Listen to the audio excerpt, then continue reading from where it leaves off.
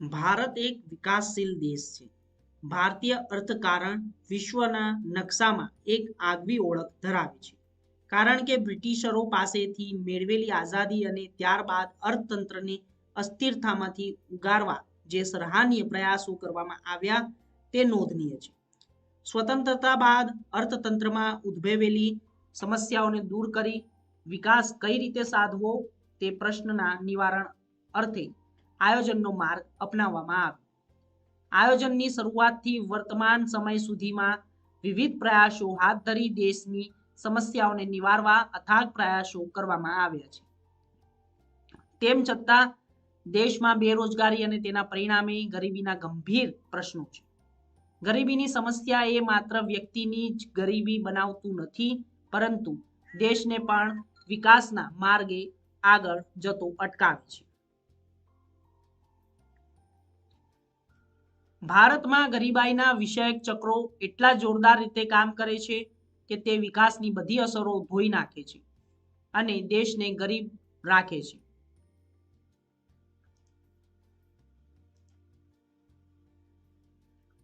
દેશમાં મૂડીની અછત, બજારની અપૂર્ણતાના વગેરેના લીધે ઉત્પાદકતા નીચે જોવા મળે છે. તેથી વાસ્તવિક આવક, બચત અને મૂડીરોકાણ નીચે રહે છે. પરિણામે આર્થિક વિકાસ ઓછો રહે છે. આમ પુરવઠા બાજુનું વિષય ચક્ર વિકાસને અવરોધે છે. આવક નીચી હોવાથી માંગ ઓછી રહે છે, તેથી મૂડીરોકાણનું નીચું રહે છે. રોજગારીની ઓછી તકો ઊભી થાય છે, પરિણામે વિકાસ દર નીચો રહે છે. આમ માંગ બાજુનું વિષયક ચક્ર વિકાસ દરને ઘટાડે છે. બધી જ આર્થિક સામાજિક સમસ્યાઓનું મૂળ ગરીબી છે, તો હકીકતમાં ગરીબી બેરોજગારીનું પરિણામ છે અને કારણ પણ છે. ગરીબીના લીધે વ્યક્તિ સામાન્ય શિક્ષણ પણ મેળવી શકતી નથી. આથી એની કુશળતા અને કાર્યક્ષમતાની નિમ્ન કક્ષાની હોય છે અને પરિણામે અનેક વ્યવસાયોમાં તે રોજગારી મેળવવાની પાત્રતા ગુમાવે છે. વ્યક્તિની દ્રષ્ટિએ એ જ નહીં, રાષ્ટ્રીયોની દ્રષ્ટિએ એ પણ બેરોજગાર અને ગરીબ વચ્ચે ગાઢ સંબંધ છે. ભારતમાં વર્તમાનમાં બેરોજગારીનું પ્રમાણ 400 લાખથી વધુ છે. આ સમસ્યાઓમાંથી જ અન્ય આર્થિક સામાજિક સમસ્યાઓ સર્જાય છે. આપણે વિકાસ કર્યો છે, પણ તે રોજગાર વિહીન વિકાસ હોવાથી સમગ્ર વિકાસ ભયાવહ બનેલો છે. આથી આ સમસ્યાને હલ કરવાની તાત જરૂર હોય છે. 1999થી અપનાવેલ આર્થિક સુધારાના અમલના પરિણામે રાષ્ટ્રીય આવકોની વૃદ્ધિનો દર વધ્યો છે, પણ ગરીબી નાબૂદીની પ્રક્રિયા ધીમી પડી છે.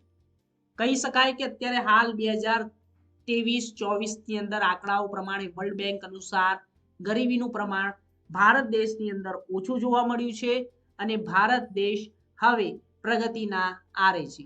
માટે 2023 થી લઈને 2037 સુધીના ગરીબીનું પ્રમાણ ઘટવાના અંદાજિત સમયપત્રકો સામે આવે છે.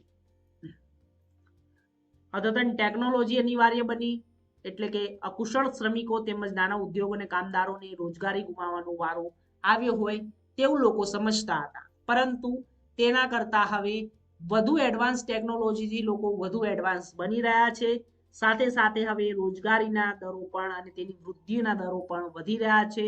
વિકાસ ઝડપથી વધી રહ્યો છે અને જ્યારે હવે વિકાસની આયોગની વ્યૂહરચનાના આવક અને સંપત્તિની અસમાનતા, કાળું નાણું, ભ્રષ્ટાચાર તેમજ ફુગાવો વગેરેના પરિબળો હવે ઓછા થઈ ગયા છે. માટે હવે ભારત ગરીબીનું પ્રમાણમાંથી બહાર આવ્યું છે. ભારતમાં ગરીબીનું પ્રમાણ ઘટ્યું છે. વર્લ્ડ બેંકના અનુસાર હવે તેના દ્વારા કહી શકાય કે હવે ભારત ગરીબીમાંથી બહાર આવ્યું છે.